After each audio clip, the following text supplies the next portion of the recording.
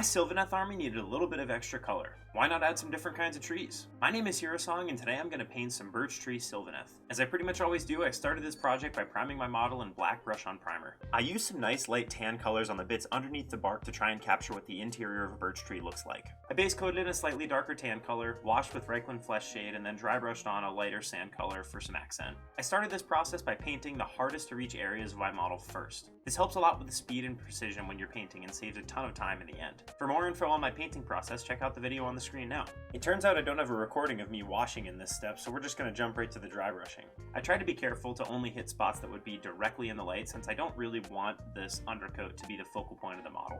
I then used a nice big brush to get a few coats of gray onto my model. I had to do something like 2 slightly thin coats here, but it ended up being nice and smooth in the end with good coverage. Once the bark sections were dry, I covered them with Nuln Oil. I find with washes it's really important to put them on the model and then try as hard as you can to not move them around too much with your brush, especially once they've started to dry a little bit, because that can lead to bad streaking and it can also make the wash stick to places you don't really want it to, like upper areas instead of recesses of your model, and it just looks bad. So try and touch your wash to the model once and then move on. I then dry brush some more gray onto the model, the same gray I used as the base coat. I try to ensure that my dry brush has a tiny bit of water on it when I put paint on it, which helps to prevent chalkiness in the paint when it comes off the brush. Dry brushing can be a really good technique to learn, especially if you're a beginner.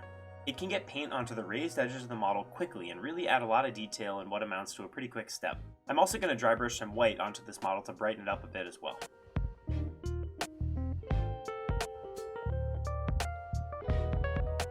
To paint the magic runes on this model, I used a dark purple that I thinned down a lot and a really teeny tiny brush. Using watery paint here made it easier to control since the paint naturally wanted to flow into the recesses of the model. Also, in the event I made a mistake, it allowed me to use a slightly watered down white to touch it up, which gave a more natural looking transition from the touch-ups to the dry brush sections.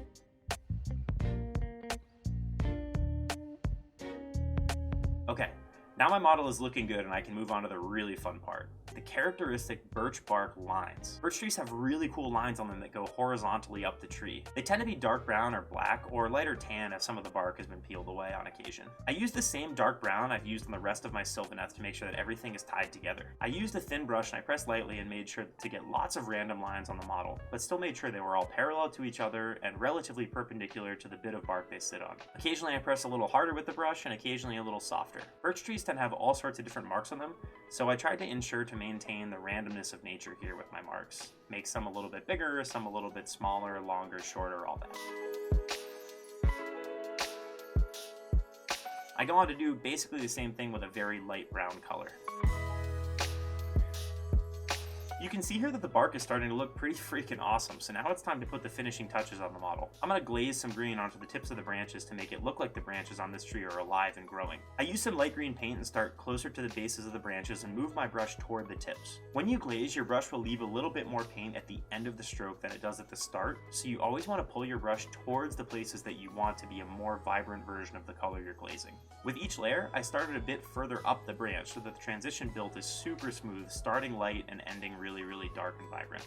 Then I edge highlighted with another light green and used a slightly darker green to paint all of the leaves to add a little bit more vibrancy and color to this model. Now it's time to paint the actual scythe, starting with dark purple and edge highlighting with a lighter purple.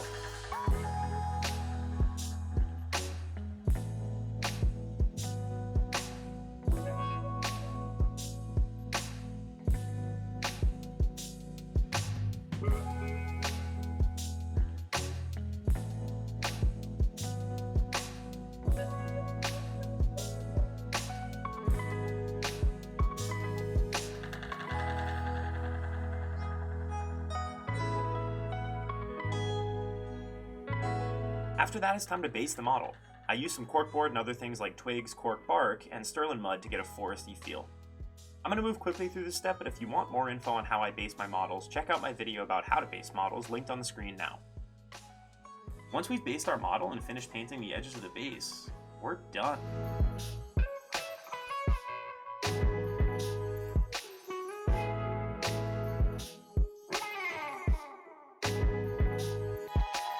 Wow, this video took a really long time to make. I actually painted the whole squad of these trees as I was making this, and I made a few mistakes along the way, but in the end, I'm really proud of how it all turned out. So especially this time, I want to say thank you very much for watching. I really appreciate it. Please do let me know in the comment section if you have any ideas or things you'd like to see me do in the future. Also, if you're enjoying these videos, please let me know with a like or a comment. My name is Hero Song, and I'll see you next time. Bye-bye!